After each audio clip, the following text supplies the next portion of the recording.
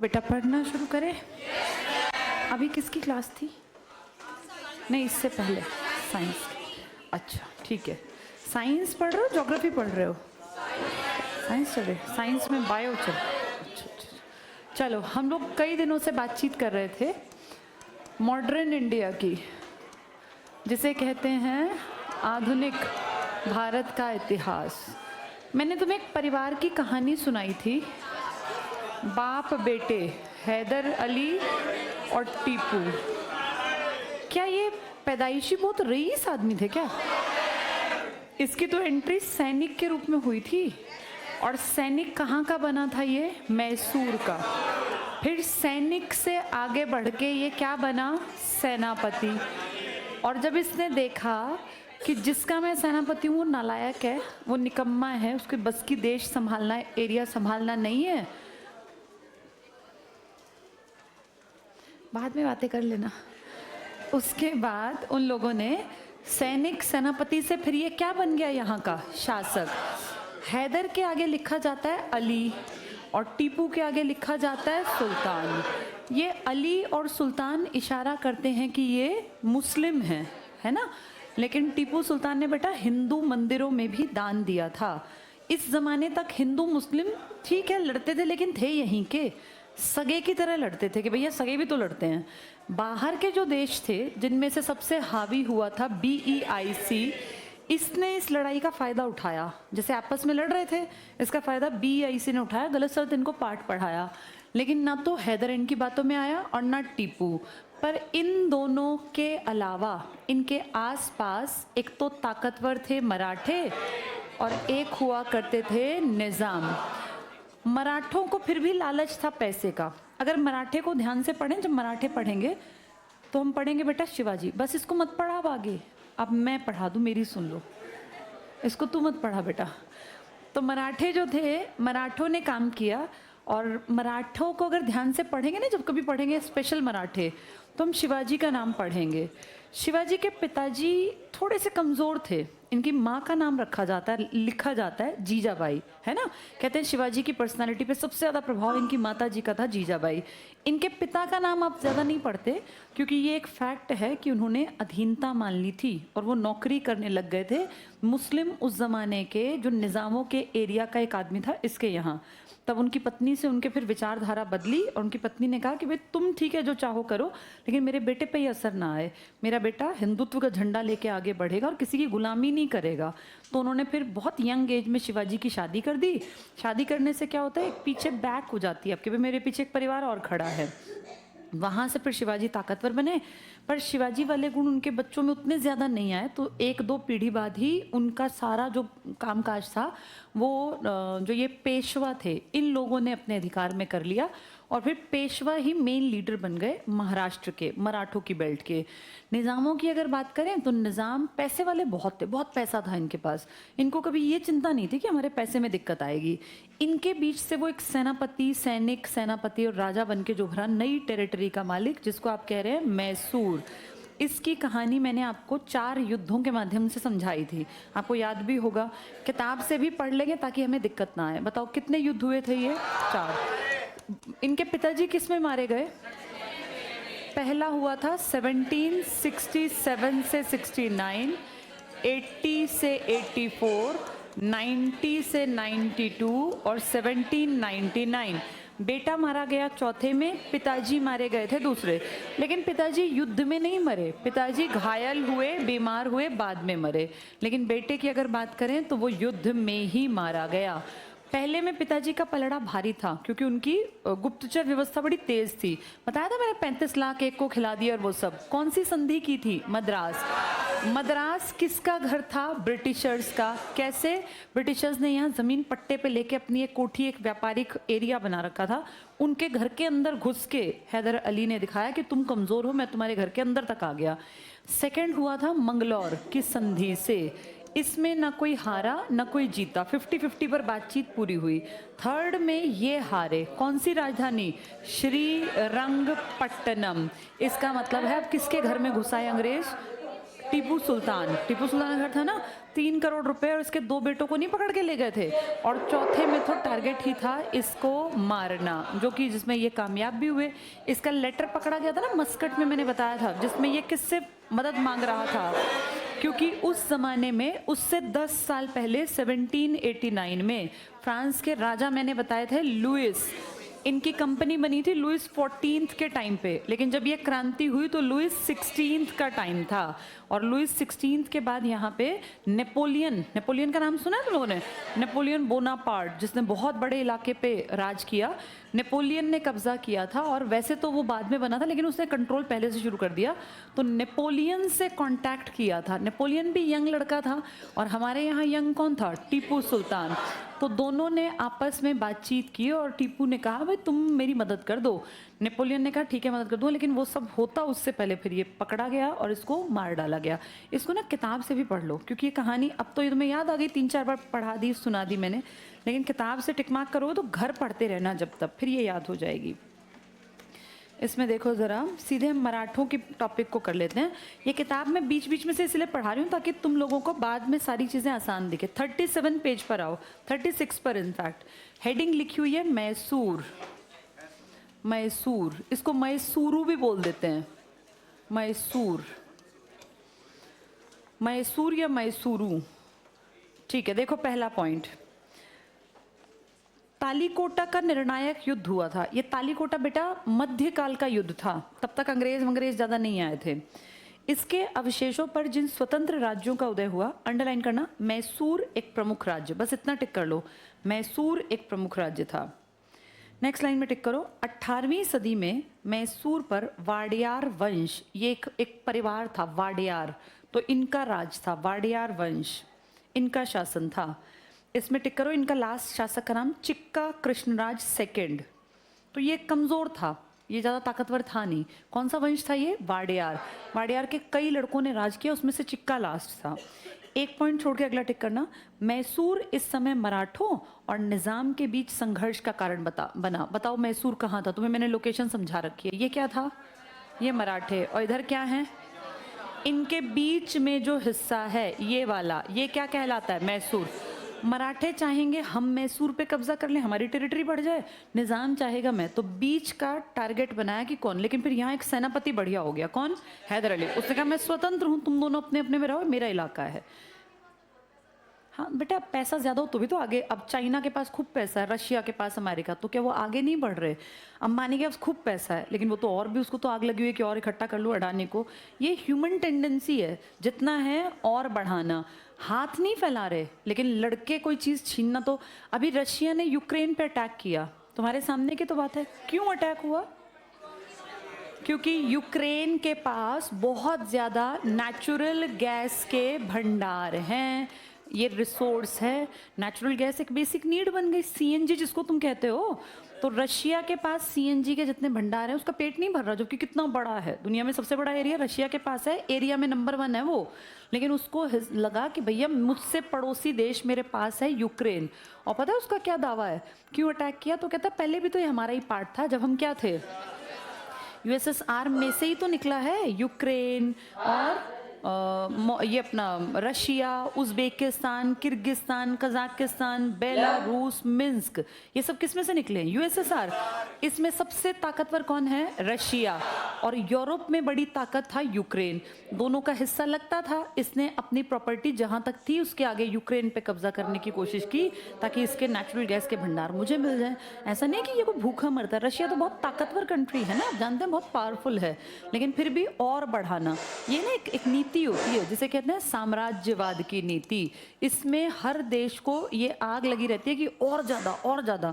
हम इकलौते हैं जिसने कभी किसी पे अटैक नहीं किया, हम जहाँ हैं हम खुश हैं, हमने हमेशा शुक्रिया किया कि हम बहुत अच्छी जगह पैदा हुए। लेकिन इनको देखो, ये हमेशा दूसरे को अटैक करके ख़त्म करना इनका टारगेट, कब्जा करना इनका टारगेट था। उसी सीरीज़ में बेटा ये भी थे। हैदराबाद अमीर था, लेकिन प्रॉपर्टी किसको बुरी लगती है? चाहे अमीर ही हो, प्रॉपर्टी किसी को बुरी नहीं लगती। तो ये टिक कर लो, मैसूर इस समय मराठों और निज़ाम के बीच संघर्ष का कारण बना। इसलिए बना क्योंकि डिस्प्यूट, मतलब जैसे खाली प्रॉपर्टी थी, एक प्लॉट खाली पड़ा है, कोई उसका हकदार नहीं है। तो मान लो ये 3 घर हैं, एक घर ये है, एक ये है, बीच की प्रॉपर्टी बिल्कुल खाली है, कोई उसको पूछ तो नहीं, 4-5 पुश्तों से खाली पड़ी है, तो ये दोनों क्या करेंगे?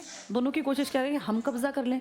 अब मान लो एक के घर में 4 बेटे हैं, एक के घर में 4 बेटियां, बेटा है ही नहीं, तो 100% उम्मीद क्या है कि जिसके 4 बेटे हैं वो इस पे कब्जा कर लेगा। हाँ बेटा, हाँ बेटा, वैसे ये बातें हम ऐसे खुल के क्यों कहें कि हमने भी ऐसा कर रखा है? हम तो ये कहते हैं, और सिक्किम को हमने परेशान नहीं किया, हमने सिक्किम को ये कहा कि तुम्हें हम सिक्योरिटी दे रहे हैं, और उनका सीएम, आपके देश में रिकॉर्ड है बेटा, 25 साल तक एक आदमी सीएम रहा था। कहाँ का? सिक्किम का, पवन चामलिंग। उनकी प्रजा ने कहा हमें इंडिया की तरह फर्टिलाइजर्स इस्तेमाल नहीं करने। हमने नहीं कहा कि तुम हरित क्रांति लाओ, हरित क्रांति आई थी पंजाब हरियाणा में, सिक्किम ने कहा मुझे हरित क्रांति नहीं लानी, मैं अपने यहाँ ऑर्गेनिक खेती करूँगा। इंडिया में नंबर 1 है वो जो 100% ऑर्गेनिक खेती करता है। एक भी आदमी वहाँ डीएपी का या यूरिया के जो ये कट्टे हमारे गाँव में बिकते हैं ना, ये देखते हो ना, खेती वो मारते रहते हैं, एक भी आदमी वहाँ ऐसी खेती नहीं करता। हमने तो नहीं कहा कि नहीं तू पंजाब की तरह खूब खेती कर, वो खेती में अपनी मनमर्जी कर रहा है, पॉलिटिक्स में अपनी मनमर्जी कर रहा है। हमने उसके ऊपर बेटा खर्चा किया, हमने 3 तरफ सेना खड़ी कर रखी है, क्योंकि इसकी 3 तरफ की बाउंड्री किससे टच है? नेपाल, भूटान, चाइना। हमें तो रुपया खर्च करना पड़ता है ऐसे राज्यों की सिक्योरिटी पे जो विदेशी सेना से टच करते हो। हाँ, अब तुम ये सोचो कि भाई इस तरह से नेगेटिव सेंस में, जैसे यूक्रेन है, यूक्रेन चाहता ही नहीं था कि मेरे ऊपर कब्जा हो, वो चाहता था मैं इंडिपेंडेंट रहूं। सिक्किम अगर चाहता तो भी कुछ दिन बाद ना कोई पड़ोसी इस पे कब्जा कर लेता। तो हमने तो सेफ्टी सिक्योरिटी रखी, और बाकी कोई कुछ भी कहे हम ये बात क्यों कहेंगे कि हमने गड़बड़ की है, हमने सेफ्टी दी है। हाँ बेटा, जैसे ये पुरानी बात है, किस टाइम पर? हैदर अली के टाइम पर। अब ये तो सर्च करना पड़ेगा बेटा, ढेरों निज़ाम थे इनके। एक सबसे फेमस निज़ाम है जिनका नाम था निज़ाम उल मुल्क, उसके ऊपर क्वेश्चन बनता है बस, क्योंकि निज़ाम तो ढेर थे।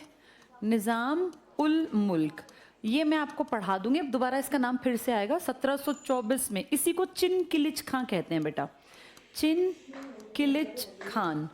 इसने हैदराबाद के ऊपर बेसिक रूप से काम किया था। तो पूछते हैं कि भाई हैदराबाद किसने बसाया, तो नाम लिया जाता है चिन किलिच खां, या क्या नाम था इसका? निज़ाम उल मुल्क। इसने बसाया था शहर हैदराबाद, ठीक है। तो ये हैदराबाद के ऊपर एक निज़ाम, बाकी सारे ढेर निज़ाम बेटा, लगभग निज़ामों ने अंग्रेज़ों की बातें मानी, पंगेबाजी किसी ने ली नहीं। इनके पास कभी ये टेंशन नहीं थी कि हमारा क्या होगा, जैसे बाकी सबकी चिंता थी। ये पैसे से पेट भरा हुआ था, लेकिन इन्होंने सोचा हम पंगेबाजी भी क्यों ले, इसलिए बहुत जल्दी इन्होंने किसका हाथ पकड़ लिया था? BEIC का। अब मैं आगे जब पढ़ाऊंगी ना आपको, जब नीतियाँ पढ़ेंगे अंग्रेज़ों की, तो देखेंगे सबसे पहले उन नीतियों में आके हाथ पकड़ता था हैदराबाद, कि मैं आपके साथ हूँ, BEIC का। इसीलिए BEIC का गुस्से का शिकार कभी भी कौन नहीं हुआ?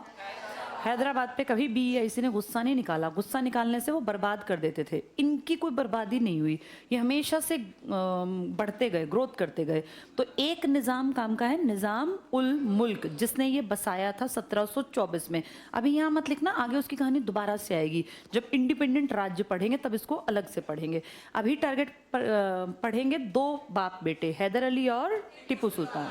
बाकी फिर इसका कहानी बाद में दोबारा से आएगी, जब स्वतंत्र पढ़ेंगे ना, बंगाल स्वतंत्र पढ़ेंगे, अवध, तब उनके नाम लेंगे। चलो मैसूर पे आ जाओ। तो मैसूर इस समय प्रॉपर्टी खाली पड़ी थी, तो किन दो की नज़र थी? मराठों की और निज़ाम की, किस पे कब्जा कर ले। नेक्स्ट पढ़ना 1749, सेकेंड लाइन टिक करना। हैदर अली को सैनिक अधिकारी बनाया गया। अब हैदर अली की पोजीशन थोड़ी सी स्ट्रांग हो गई। पहले ये क्या था? सैनिक, अब ये अफसर बन गया। अफसर बन गया तो इसके हाथ में पावर आ गई। नेक्स्ट टिक करो 1755 को हैदर अली डिंडीगुल, ये शहर है बेटा, यहाँ इसने बाद में ना आधुनिक शस्त्रागार बनाया था, जहाँ हथियार बनाते थे। तो ये सिगार उत्पादन के लिए फेमस है। मैंने कल भी शायद बताया था, पुरानी मूवीज़ में ज़्यादातर जो अमीर लोगों को दिखाते थे, उनका एक खास शौक होता था सिगार पीने का ना, तो ज़्यादातर कोई जज वगैरह दिखाते हैं सिगार। तो सिगार का उत्पादन आपके यहाँ कहाँ था? डिंडीगुल में। तो डिंडीगुल किस चीज़ के लिए फेमस है? हाँ, किसने बसाया ये शहर? हैदर अली ने। और उस टाइम पे इसने आधुनिक शस्त्रागार, यानी जहाँ पे अस्त्र शस्त्र बनते हों, वो बनाया था ये अनपढ़, पढ़ा लिखा नहीं था, पर काम बहुत बढ़िया किया इसने। ये टिक कर लो। 1755 में ये यहाँ का फौजदार बना। 1755 में मैसूर की राजधानी श्रीरंगपट्टनम, इसको डबल टिक कर लो, मैसूर की राजधानी क्या थी? श्रीरंगपट्टनम। संधि हुई है यहाँ कोई? तीसरी आंगल मैसूर संधि यहीं हुई थी, पढ़ो आगे। पर मराठों के आक्रमण की संभावना के परिणाम स्वरूप हैदर अली ने, ये दो कमजोर राजा हैं, नंजराज देवराज, ये कुछ नहीं कर पाए, इनको भगा दिया, को राजनीति से अपदस्थ कर दिया। तो मैसूर के हैदर अली ने सोचा कि ये जो मेरे राजा हैं, पहले ये क्या था? सैनिक, फिर ये बना अफसर सेनापति, फिर ये बन गया फौजदार। फौजदार क्या होता है? पूरी फौज का मुखिया। फिर इसने देखा कि ये दो नालायक हैं, ये दोनों जब तक रहेंगे तब तक मराठे सोचेंगे बेवकूफ़ों की टोली है, हम पे अटैक करेंगे, तो इन दोनों को भगा देता हूँ, मैं खुद लीड करूंगा और फिर मराठों को मैं अपने आप ठीक रखूंगा। तो ये टिक कर लो, राजनीति से अपदस्थ कर दिया। 1761 तक हैदर अली के पास मैसूर की समस्त शक्ति केंद्रित हो गई। तो कब तक ये प्रॉपर्टी का मालिक बन गया? 1761 तक। और फिर लड़ने कब आए अंग्रेज? 1767। यानी इसको बहुत लंबा राज करने का मौका नहीं मिला, 5-6 साल में इसके सिर पे वो हो गया कि भैया अब कौन अटैक करेंगे? BEIC वाले। तो 1761 में नेक्स्ट टिक करो इसमें, हैदर अली ने डिंडीगुल में फ्रांसीसियों के सहयोग से, फ्रांसीसियों के साथ इनके रिश्ते पहले से अच्छे हैं, इसीलिए फ्रेंच रिवॉल्यूशन के बाद इसका बेटा किसको कांटेक्ट करेगा? नेपोलियन को, नेपोलियन बोनापार्ट, जिसका दुनिया में नाम है। ये टिक कर लो। हैदर अली ने डिंडीगुल में फ्रांसीसियों के सहयोग से एक शस्त्र कारखाने की स्थापना की। लिखो यहाँ, अब सिगार के लिए प्रसिद्ध, पहले शस्त्रागार था, अस्त्र शस्त्र बनते थे। किससे मदद ली इन्होंने अच्छे शस्त्र बनाने की? फ्रांस से। आज भी फ्रांस के पास बहुत अच्छी जो ये होती है ना टेक्नोलॉजी अस्त्र शस्त्र में, ये फ्रांस के पास है। आपको अगर पता हो, फ्रांस दुनिया का पहला देश है जिसने भारत की मदद की, हमें यूरेनियम 235 दिया। आपने ये साइंस में पढ़ा होगा, यूरेनियम 235 का इस्तेमाल करते हैं न्यूक्लियर बॉम्ब्स में, न्यूक्लियर एनर्जी में। पढ़ा है वैसे फिशन फ्यूजन, नहीं तो आगे पढ़ाएंगे। यूरेनियम 235 के दो तरीके हैं इस्तेमाल करने के। एक है शांतिपूर्ण तरीका, हम ये कहें भैया हमें बिजली बनाने के लिए न्यूक्लियर पावर प्लांट लगाने हैं तो हमें कच्चे माल के रूप में यूरेनियम 235 चाहिए। दूसरा तरीका है बेटा इसका गलत तरीके से शक्ति के रूप में इस्तेमाल करना, न्यूक्लियर बॉम्ब बनाना। तो हाँ, परमाणु बम जिसे कहते हैं, परमाणु हथियार। तो हमें कोई भी परमाणु हथियार, सबको था कि इंडिया ना बनाए, तो हम किसी से कहते भाई हमारे साथ तुम पैसे ले लो, हमें यूरेनियम 235 दे दो, तो देते नहीं थे। फ्रांस पहला देश है इस धरती पर जिसने भारत को क्या दिया? हाँ, लेकिन उसने कहा मैं शांतिपूर्ण काम के लिए दूंगा, इससे न्यूक्लियर पावर प्लांट वैसे मत लगा लेना जिसमें तुम बम बनाओ, ठीक है, बिजली वाले लगा लो शांतिपूर्ण के लिए। तो फ्रांस के साथ हमारे रिश्ते बहुत पहले से अच्छे हैं, आज भी अच्छे हैं। फ्रांस के साथ हमारी ज़्यादा चिकचिकबाजी कभी नहीं थी। तो पहला देश जिसने भारत में यूरेनियम पहुंचाने के लिए हामी भरी, कौन सा देश था वो? फ्रांस था वो। टिक कर लो आगे। डिंडीगुल में फ्रांसीसियों के सहयोग से शस्त्र कारखाने की स्थापना की। ये फ्रांसीसी हैदर अली की सहायता क्यों कर रहे हैं? क्योंकि फ्रांसीसी चाहते हैं इसकी प्रॉपर्टी पर ब्रिटिशर्स ना आए। उनको ब्रिटिशर्स से क्या चिढ़ है? क्योंकि वो कंपटीशन में हैं, वो दोनों बाहर के हैं, इंडिया पे कंपटीशन, तो वो मदद कर रहा है इनकी। नेक्स्ट पे आ जाओ, प्रथम आंगल मैसूर युद्ध 1767 से 69, 2 साल। पहली लाइन टिक करना, अंग्रेजों की आक्रामक नीति, इनका टारगेट क्या था? आक्रमण करो, कब्जे करो, के परिणाम स्वरूप हुए इस युद्ध में हैदर अली ने, अंडरलाइन रखो, अंग्रेजों के विरुद्ध मराठे और निजाम से संधि कर ली। तुम्हें मैंने बताया था 20 लाख रुपए की पहले बात हुई थी कि कौन किसको देने वाला था? BEIC, किसको? मराठों को। लेकिन ये बात अपने गुप्तचरों से पहले से किसने पता लगवा ली? हैदर अली ने। इसने मराठों को 35 लाख रुपए पहुंचा दिए, जबकि वो कितने दे रहे थे? 20। इसने ये कहा तुम लास्ट मोमेंट तक ये पता मत चलने देना कि तुम मदद नहीं करोगे। निजाम के साथ इसने मध्यस्थता कर ली कि यार कल वो वापस लौटेंगे, तू यहीं रहेगा, मैं भी यहीं, तू भी यहीं। आज तू लड़ेगा, हो सकता है तू उनके साथ जीत जाए, पर जब वो लौटेंगे तो फिर मैं भी लड़ूंगा और मेरे पास भी शस्त्रागार है। तो ये टिक कर लो। अंग्रेजों के विरुद्ध मराठे और निजाम से संधि कर एक संयुक्त सैनिक मोर्चा बनाया। तो ये फायदा कौन उठा गए इस युद्ध का? मराठे। मराठों ने दोनों से पैसे ले लिए, 20 उनसे, 35 इनसे। अगले पेज पर आ जाओ। इसमें पहला पॉइंट पढ़ लो बस। हैदर ने मंगलौर पर आक्रमण कर बंबई से आई प्रशिक्षित अंग्रेजी सेना को पराजित कर मद्रास तक पीछे धकेल दिया। अंग्रेजों की सेना प्रशिक्षित बेशक थी, लेकिन हमारे भी काबिल लड़के उनके सामने ताकतवर दिखते थे। 1769 टिक करो। मद्रास की संधि की, जिसके अनुसार दोनों पक्षों ने एक दूसरे के जीते हुए क्षेत्रों को लौटा दिया। इसमें किसको जीता हुआ माना गया? हैदर। हैदर जीता और BIC हारी। पहले में हैदर जीता। द्वितीय में आ जाओ, इसका सन टिक कर लो 80 से 84। सेकेंड पॉइंट टिक करना 1780 हैदर अली ने कर्नाटक पर आक्रमण कर दूसरे आंग्ल मैसूर युद्ध की शुरुआत की। नेक्स्ट पॉइंट पे आ जाओ थर्ड पर 1781 आयरकूट, ये अंग्रेज का नाम है आयरकूट।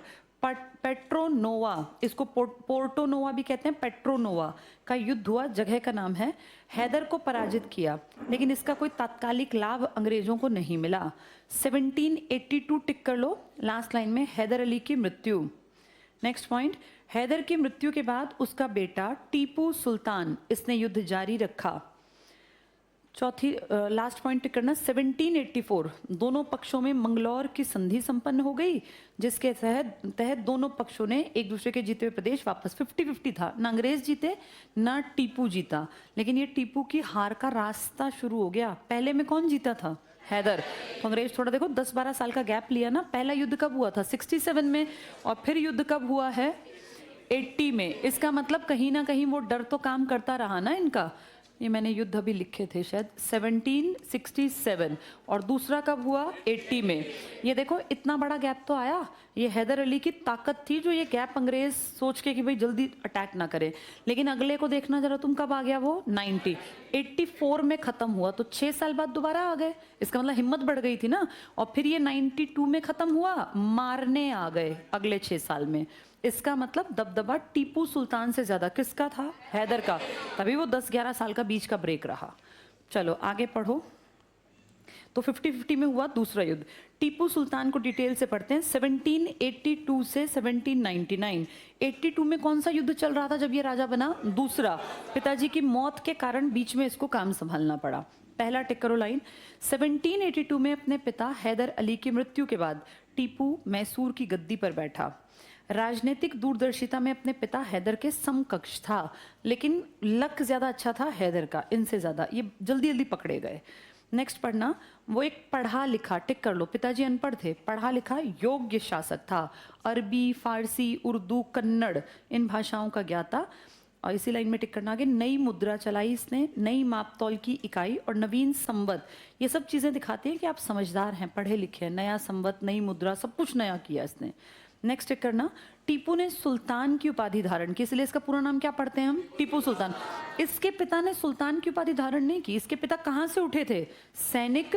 सैनिक फिर क्या बना था? सेनापति, फिर फौजदार, फिर राजा। लेकिन उससे अपने नाम के आगे राजा कभी लिखा नहीं। राजा मतलब मुस्लिम अगर कहें, जिसको हम राजा कहते हैं मुस्लिम, उसको सुल्तान कहते हैं। जिसको हम महाराजा कहते हैं इस्लाम धर्म वाले, उसको क्या कहते हैं? बादशाह।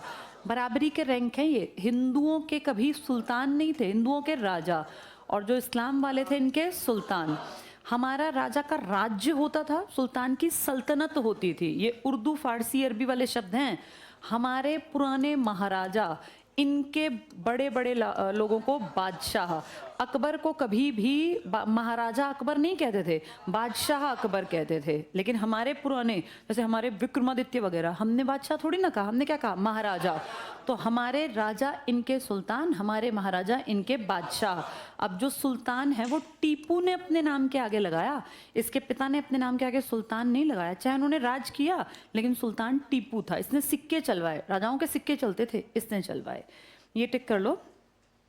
तो सुल्तान की उपाधि धारण की और अपने नाम से सिक्के जारी करवाए। राजा सब ऐसे ही होते थे जो सिक्के जारी करते थे, तो इसने सिक्के जारी करवाए।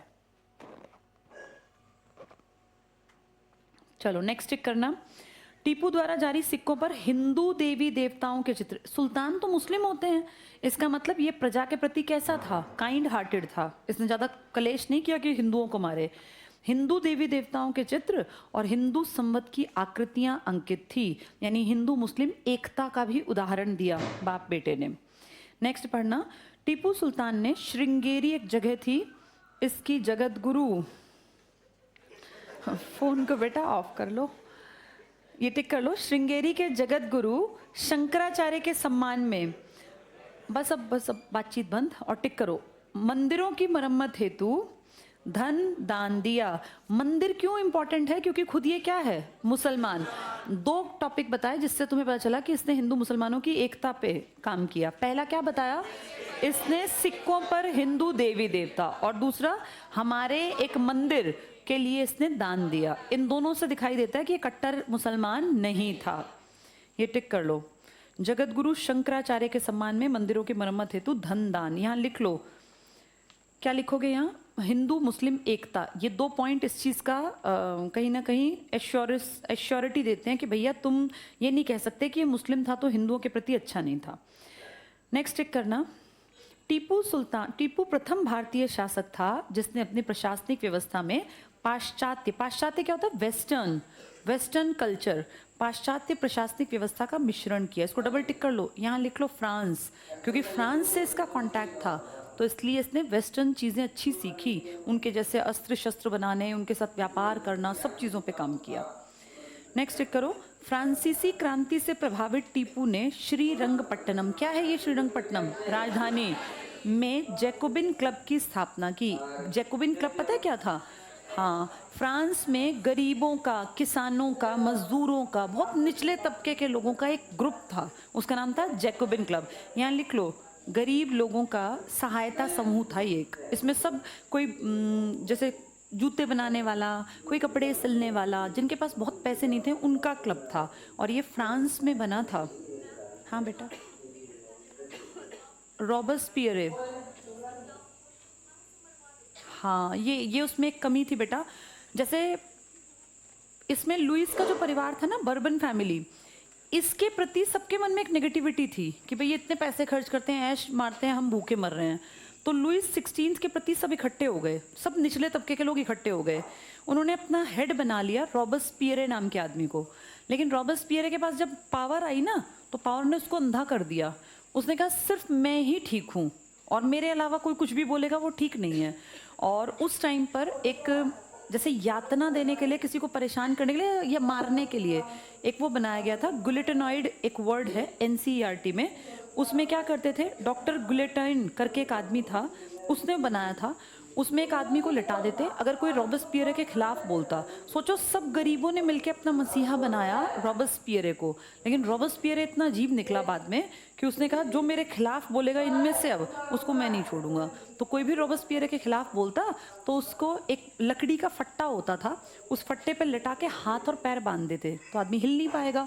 और उस फट्टे को ना ऐसे मूवेबल होता था, वो ले जाते, जैसे मान लो ये है लकड़ी का फट्टा, ऐसा इस पे आदमी को लिटा दिया।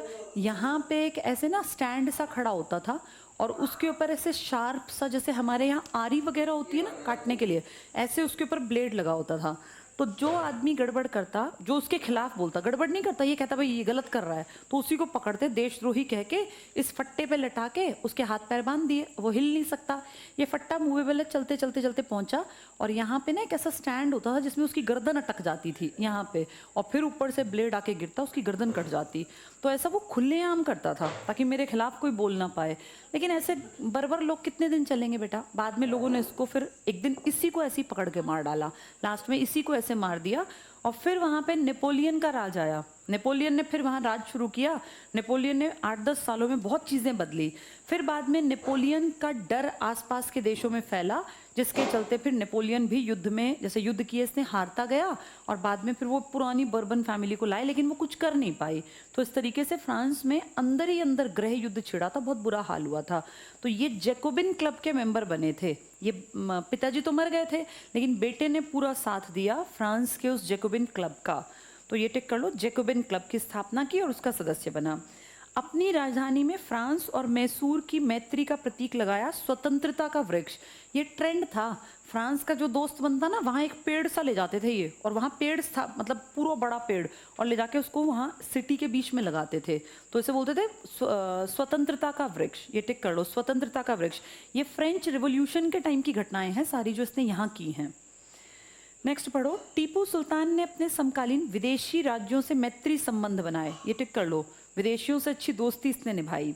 अंग्रेज़ों के विरुद्ध उनकी सहायता प्राप्त करने के लिए उसने अरब लोगों के साथ कुस्तुनतुनिया, काबुल और मॉरिशस में अपने दूत मंडल भी भेजे। पढ़ा लिखा लड़का था ना, विदेशियों से कांटेक्ट किया कि भैया किसके खिलाफ काम करेंगे, ब्रिटिशर्स के। और ब्रिटिशर्स हर किसी की नाक में दम कर रखा था क्योंकि पूरी दुनिया के ऊपर कब्जा कर रहे थे ये। दोस्ती बेटा, मित्र से बना मैत्री, मित्र, मित्र से मैत्री।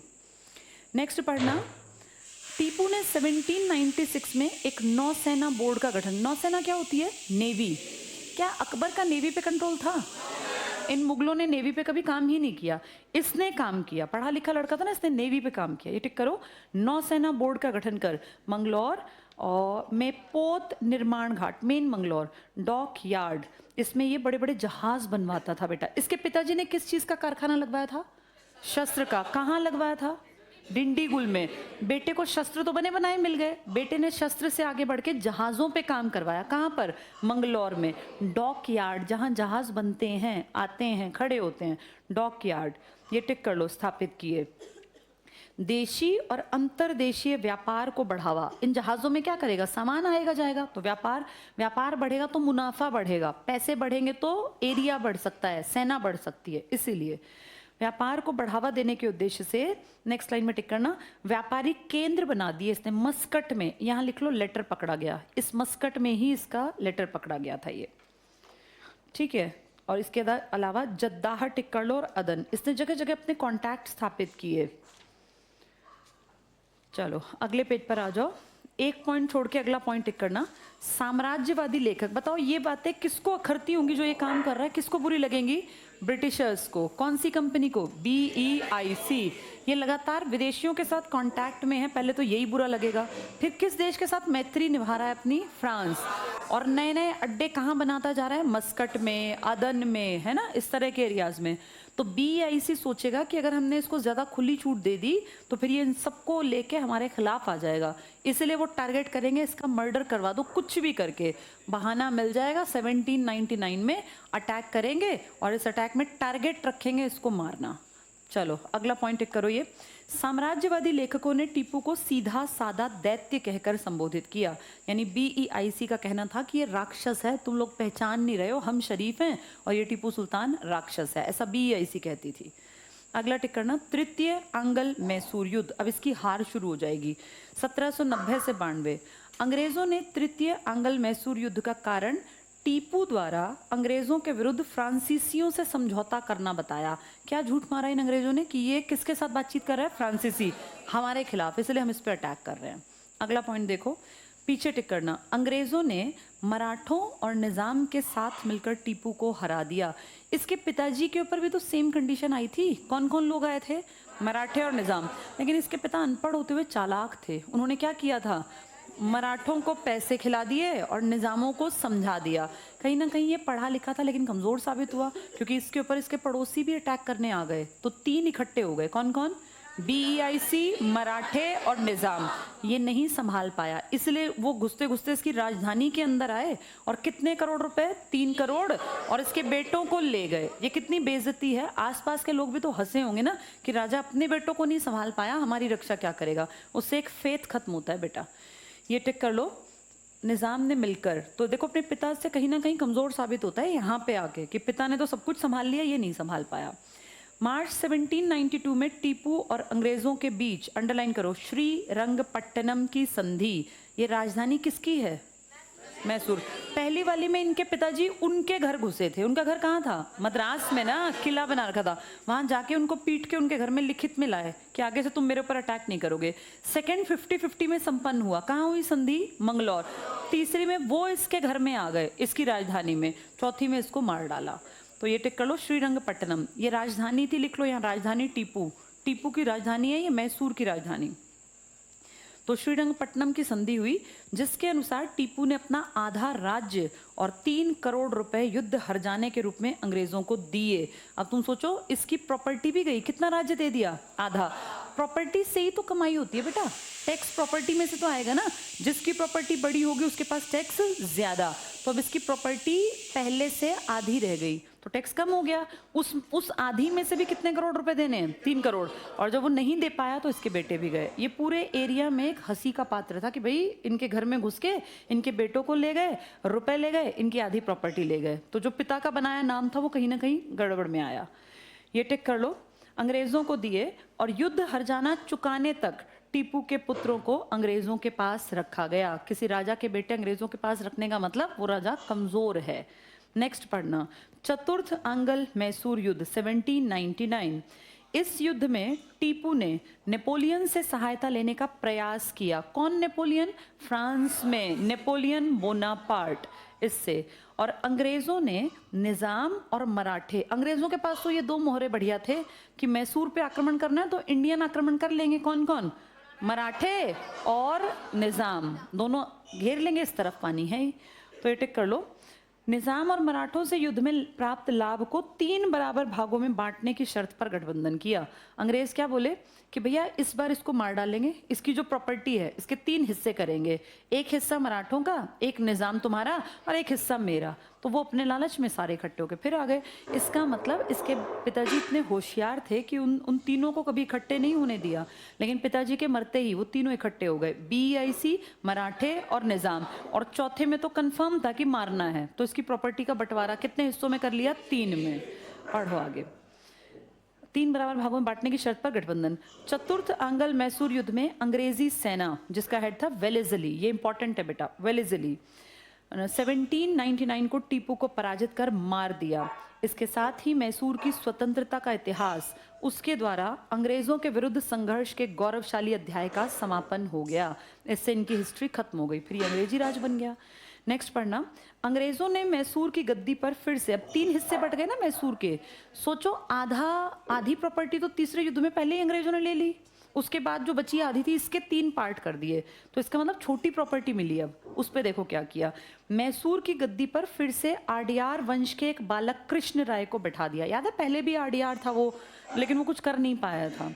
नेक्स्ट इसमें एक टेबल दिया है, इसको टिक कर लो, बल्कि इसको पढ़ लो, कृष्ण राय के आगे पढ़ लो। कोयम्बटूर और श्रीरंगपट्टनम को अपने राज्य में लाया, टिक कर लो, इसकी राजधानी पे कब्जा कर लिया। कोयम्बटूर और श्रीरंगपट्टनम को अपने राज्य में, अपने मतलब अंग्रेजी राज्य में, BIC के राज्य में।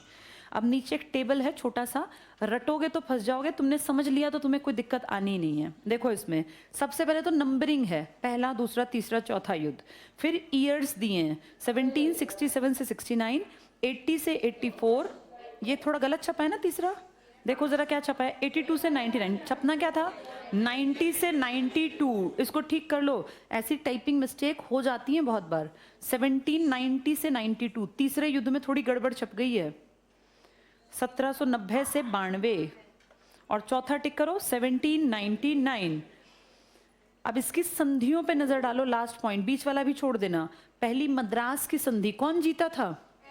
हैदर अली, यहां लिख लो हैदर जीता, तो उनके घर के अंदर गए, हैदर जीता। दूसरी मंगलौर की, कोई नहीं जीता, कितने पर थी बात? 50-50 पर, दोनों ठीक है भाई, तू भी अपने घर मैं भी अपने घर, 4 साल हो गए लड़ते लड़ते। तीसरी में किसके घर के अंदर है ये टीपू की हार है, यहां लिख लो टीपू हारा, जिसके घर के अंदर है वो हारा, आधा हिस्सा ले लिया, 2 बेटों को ले गए, 3 करोड़ रुपए मांग लिए, तो ये टीपू की हार। और लास्ट में टीपू की मृत्यु, इसका तो टारगेट ही टीपू को मारना था। अब बीच वाला जो छुड़वा दिया इस पे नजर डालो, अंग्रेजों के नाम है बेटा, वॉरेन हेस्टिंग्स, कॉर्नवालिस, वेलेजली। पहला वॉरेन हेस्टिंग्स को बेशक काट दो, उस टाइम ये आया नहीं था, इसका नाम वैसे लेते हैं, ये आया भी नहीं था, ये तो 1773 के आसपास आया था, उस टाइम पे फिर ये हेड बना था। तो इसमें ये याद करने का तरीका क्या है, बोर्ड पर देखो, एक लाइन याद कर लो, वार करन वे वीर चले, वार करन वे वीर चले, ये 3 आदमी हैं। वॉर का मतलब है वॉरेन हेस्टिंग्स, करन का मतलब है कार्नवालिस, और वे का मतलब है वेलेजली। किसने मारा है इसको?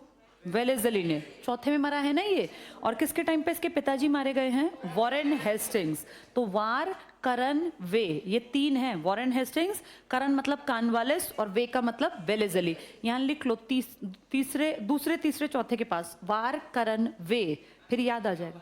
क्या बेटा, क्या हुआ था, दोबारा पूछो। इंडिया में बहुत सारे काम हुए थे बेटा, कॉर्नवालिस कोड आया था, बहुत सारे काम हुए थे। जब मैं पढ़ाऊंगी ना एक टॉपिक, आपका एक टॉपिक है जिसकी हेडिंग है भारत में जितने सारे बड़े बड़े अंग्रेज आए वायसराय के नाम पे या गवर्नर जनरल के नाम पे, तो उन सबके पॉइंट्स पढ़ेंगे। उनमें से एक आदमी पढ़ाया जाएगा वॉरेन हेस्टिंग्स, तो उसके 8-10 पॉइंट जो पेपर में आते हैं। ऐसे ही एक पॉइंट पढ़ेंगे कॉर्नवालिस का।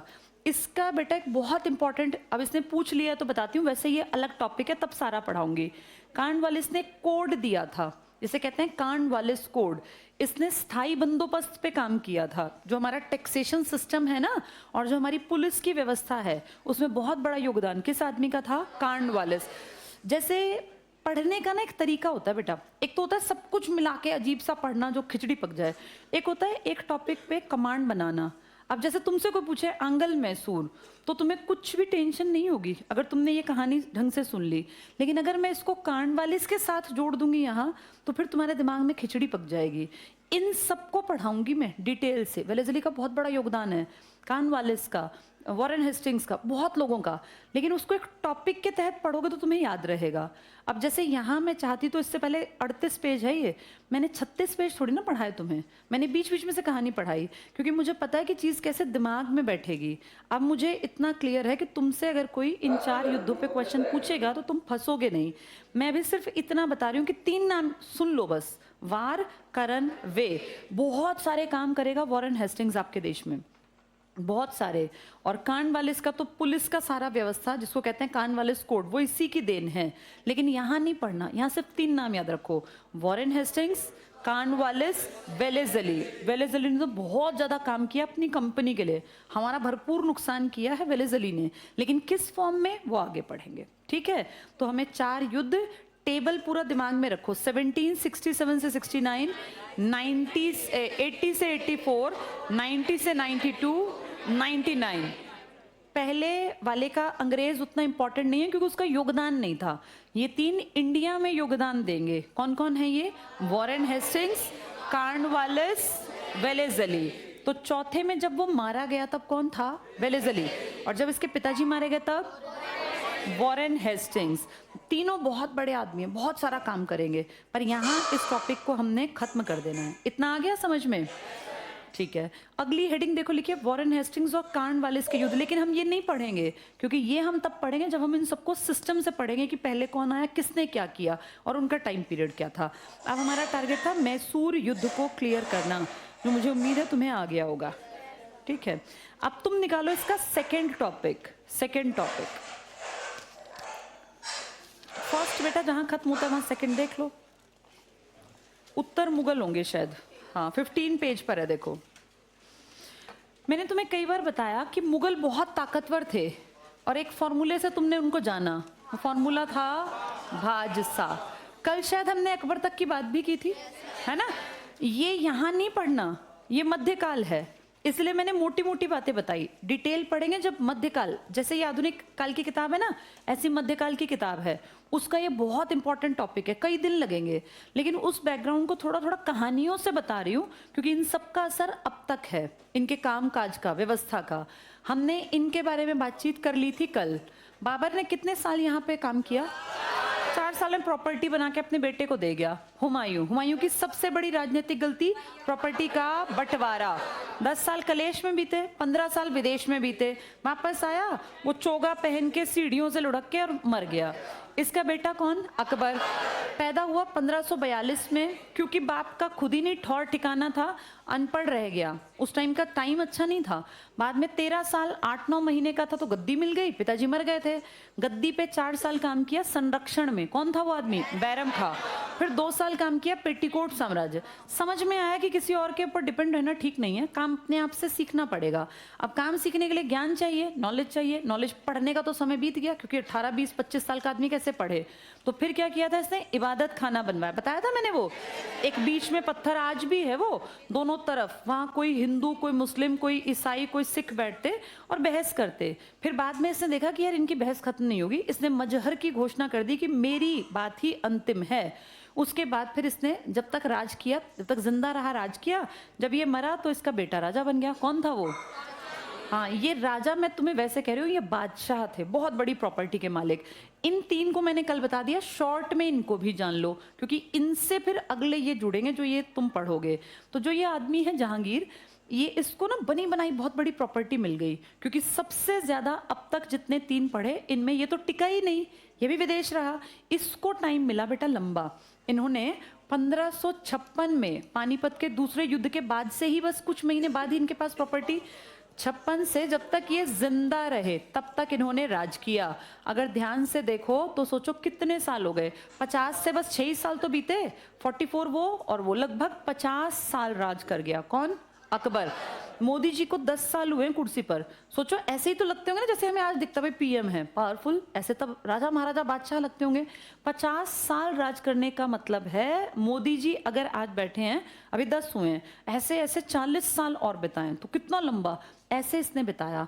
इतने लंबे टाइम में क्या होता है, दुनिया आपको जान जाती है, आप अच्छे हैं बुरे हैं, क्या करते हैं क्या नहीं। इतने टाइम तक बैठने का मतलब है आप में काबिलियत है, नहीं तो बेटा इतने साल कौन बैठेगा।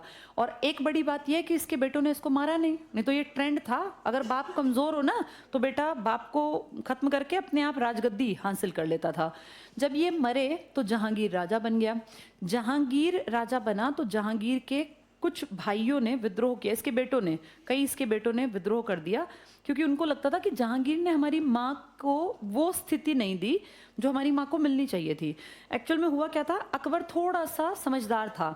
अकबर ने शादी ब्याह के संबंध बनाए बहुत सारे, अपने बेटे की शादी राजपूतों में करवा दी जहांगीर की, ताकि राजपूतों के साथ रिश्तेदारी हो तो फिर आगे दिक्कत ना आए। जहांगीर को वो शादी बिल्कुल नापसंद थी। और एक तुमने नाम सुना होगा, मानसिंह थे एक राजा, सुने हैं? हल्दी घाटी का युद्ध अगर कभी सुना हो तो महाराणा प्रताप और अकबर, अकबर खुद थोड़ी लड़ने गया, मानसिंह गए थे। मानसिंह हिंदू राजा है, राजपूतों की तरफ के हैं, लेकिन लड़ने गए थे अकबर के सेनापति के रूप में। अकबर के दरबार में नवरत्न थे, बताया था 9 बड़े बड़े आदमी, उनमें मानसिंह, मानसिंह की बहन थी मानबाई, तो अकबर ने मानसिंह, नवरत्न थे, बताया था 9 बड़े बड़े आदमी, उनमें मानसिंह, मानसिंह की बहन थी मानबाई, तो अकबर ने मानसिंह, भाई खुश हो गए मानसिंह, मानसिंह अच्छा आदमी था, उनको लगता मानसिंह बहुत काम का, तो मानसिंह की बहन से अपने बेटे की शादी करवा दी। भाई रिश्तेदारी भी हो गई, इकट्ठे रहना भी हो गया। तो जहांगीर को ये शादी पसंद नहीं थी। जहांगीर ने अपनी पसंद की शादी की, बाद में एक आदमी की पत्नी इसको पसंद आई, इसने वो आदमी मार दिया कि मैं जब विधवा हो जाएगी तब इससे शादी कर लूंगा। हाँ ऐसा ही इसने किया था। उसका नाम था मेहरुनिसा, इसने उससे शादी कर ली। और वो औरत इतिहास में एक ऐसी औरत है इन पूरे खानदान के टाइम जिसका सिक्कों पर नाम चला, सिक्के पे राजा का नाम लिखते हुए पढ़ रहे थे ना हम लोग, टीपू ने चलवाए, ऐसे इन सबके सिक्के थे। वो इकलौती ऐसी औरत है जिसका फरमान, जब फरमान जारी होता था, देखा ऐसे मूवीज में रोल रोल सा पत्र सा पढ़ते थे, उस पर राजा के सिग्नेचर होते थे, इस लेडी के सिग्नेचर चलते थे बेटा। अगर कहीं गया हुआ है ना जहांगीर, तो इसको जहांगीर ने ये हक दे रखा था कि मैं ना हूं तो मेरी एब्सेंस में ये उस पर साइन करेगी। तो इसकी कितनी अच्छी सुप्रीम पोजीशन थी, इस औरत का इतना ज़्यादा प्रभाव था अपने हस्बैंड के ऊपर। और ये औरत बड़ी चालाक भी निकली। कैसे? इसका पति तो मर गया, वो जिसकी ये वाइफ थी वो एक अफगानिस्तान का आदमी था, अफगान था। इसने अपनी माता जी को अपने यहाँ बुलाया और अपनी माता जी को, जैसे भाई कोई अगर महारानी है बड़ी तो उसकी माँ की भी वैल्यू होगी, नौकर चाकर उसका ध्यान रखेंगे। इसकी माँ ने ना गुलाब, खाली बैठी रहती थी, क्रिएटिव थी, गुलाब की पंखुड़ियों से परफ्यूम बनाया। इंडिया में जो परफ्यूम बनाने की कला है वो जहांगीर की सास ने डेवलप की थी। तो जहांगीर की पत्नी थी जिसका नाम था नूर जहां, इसकी माँ अस्मत बानो बेगम, उसने बेटा परफ्यूम बनाया, इत्र बनाया। इसने अपने भाई को बढ़िया पोजीशन पे रखा और अपने भाई की जो बेटी थी ना, मतलब जिसकी ये बुआ लगती थी, उसकी शादी अपने खानदान में रईस लड़कों से, क्योंकि बहुत बहुत लड़के होते थे, किसी से करवा दूंगी, अपने भाई की बेटी को भी अपने घर ले आई। तो खुद भी सेटल हो गई और अपनी माँ को भी सेटल कर दिया। अपने पिताजी को दरबार में खूब ऊंची पोजीशन दिलवाई। और जब इसके पिताजी मरे, इसके पिताजी ना पैसे कलेक्ट करने के हेड थे, दीवान मतलब बड़ी पोस्ट पर थे। जब वो मरे तो इसने कहा पिताजी का दुनिया याद करे, एक मकबरा बनवाते हैं। और पहली बार इंडिया में वाइट मार्बल का इस्तेमाल हुआ था बेटा, सफेद संगमरमर का। तुम सोचते हो संगमरमर मतलब ताजमहल, ताजमहल तो बहुत बाद में बना है, ताजमहल तो बनेगा शाहजहां के टाइम। उससे पहले बिल्कुल वाइट मार्बल से बना था एक आदमी का मकबरा, जिसका नाम है एतमाद दौला। ये उसकी उपाधि है बेटा, एतमाद दौला का मकबरा। कभी अगर तुम आगरा घूमने जाओ तो आगरा में ही घूमने की एक और जगह है, बिल्कुल वहीं पे जो ताजमहल है ना उसके इर्द गिर्द ही है सारी चीजें, वहीं पे वाइट मार्बल का बना एतमाद उद्दौला का मकबरा। बात वाइट मार्बल की नहीं है, बात यह है कि इस मार्बल में मैंने एक शैली तुम्हें बताई होगी, पित्रादुरा, याद है? इसमें क्या करते हैं, जैसे दीवार है, दीवार पे जो नक्काशी करने वाले लोग हैं फ्लावर बनाएंगे और वहां से दीवार को उस शेप में काट देंगे, जैसे एक फूल के शेप में काट देंगे। फिर उसमें जड़ाऊ काम करेंगे, कीमती हीरे उसमें जड़ेंगे, ऐसा दिखेगा जैसे कि कोई गुलाब या कोई इस तरह का फूल है। उसमें करोड़ों करोड़ों रुपए लगते थे। तो इस महिला ने अपने पिताजी के मरने के बाद ये मकबरा बनवाया। और इंडिया में पहली बार कौन सी शैली आई? इंग्लिश में भी इसको पित्रादुरा ही लिखते हैं। तो ये पहली शैली, यानी देखो कितना बढ़िया, इसने खुद भी राज किया, अपने भाई की बेटी को भी राज करने के लिए, अपनी माताजी को भी, अपने पिताजी। आज भी दुनिया घूमने जाती है इस मकबरे में, एतमाद उद्दौला का मकबरा। बाद में जहांगीर मर गया, शाहजहां ने देखा कि भैया ये कुछ ज़्यादा ही राज करती हैं। बाद में इनको कहा कि अब आपका राज नहीं चलेगा, पिताजी गए तो आप भी जाके लाहौर में रहो। और इसकी पेंशन बांधी, लाहौर चली गई। राजपाट किसके हाथ में आ गया? शाहजहां ने राज किया। शाहजहां को बिल्डिंग्स बनाने का शौक था ही, तो शाहजहां को गद्दी मिली 1627 में।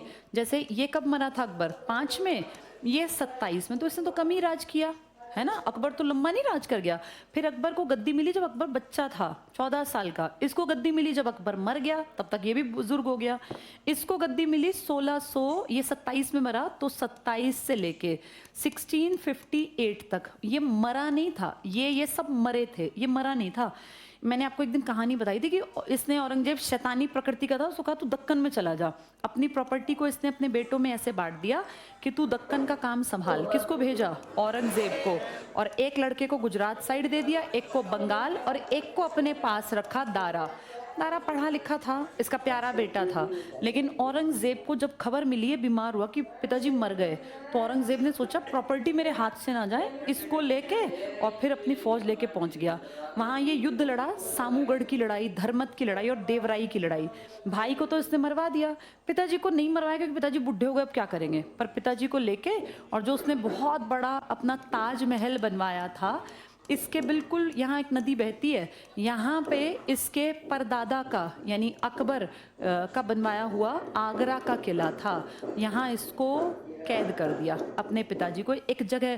जैसे किला ना बेटा एक छोटी चीज़ नहीं होती, किले में बहुत सारी बिल्डिंग्स होती हैं, एरिया होते हैं अलग अलग। किला मतलब ऐसा नहीं कि एक कमरा है, अलग अलग पोर्शन। एक पोर्शन में पिताजी को कैद करवा दिया और ये कहा यहाँ से बाहर नहीं निकलेंगे।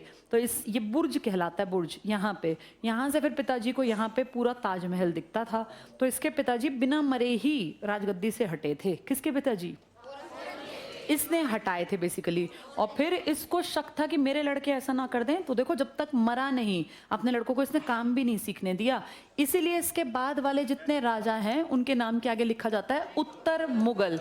उनका नाम फेमस नहीं है, वो ऐसा कुछ कर ही नहीं गए कि जिससे हिस्ट्री में उनको नाम दिया जाए। अपने आप जब ये मरा, 90 साल का मरा, तब तक ये राज ही करता रहा। ये कब पैदा हुआ था औरंगजेब? 1617 में। और फिर ये मरा है 1707 में। कितनी एज हो गई? 90 साल। और 10 साल में 17 हो जाता ना, 90 साल का मरा। और जब तक ये मरा तब तक इसने अपने लड़कों को इतना ताकतवर कभी नहीं बनने दिया कि जैसे मैंने अपने पिताजी को बंद किया था ऐसे मुझे कोई बंद कर पाए। इसी का नुकसान इसकी पीढ़ियों ने भुगता और आने वाले सारे राजा इतने कमज़ोर थे कि 5 साल, 1 साल, 6 साल, 10 साल में वो सब खत्म हो गए। और खत्म तो खैर उनको होने में 150 साल लगे। 1707 से कब तक चलते रहे वो? 1857। लेकिन अगर मैं कहूँ किसी एक का नाम जिसने कि अंग्रेजों से पंगे मोल लिए या भगाया किसी को, तो कोई नहीं निकलता। लड़े तो भी हारे। नादिर शाह से तो लड़ाई नहीं, एक तो घर छोड़ के भाग गया था ना अपना। और नादिर शाह क्या ले गया? तख्ते ताऊस और वो कोहिनूर हीरा। ये तख्ते ताऊस बहुत बड़ा सोफा सेट किसने बनवाया था? शाहजहां ने, जिसको बिल्डिंग्स का शौक था और ऐसी शैलियों का यूज़ करने का। तो इसके बाद वाला जो टॉपिक है वो सेकंड टॉपिक है उत्तर मुगल काल। पर वो मुझे कह रहे हैं टाइम हो गया, कोई नहीं, इसको मैं कल पढ़ा दूंगी। सेकंड टॉपिक कल पूरा कर लेंगे।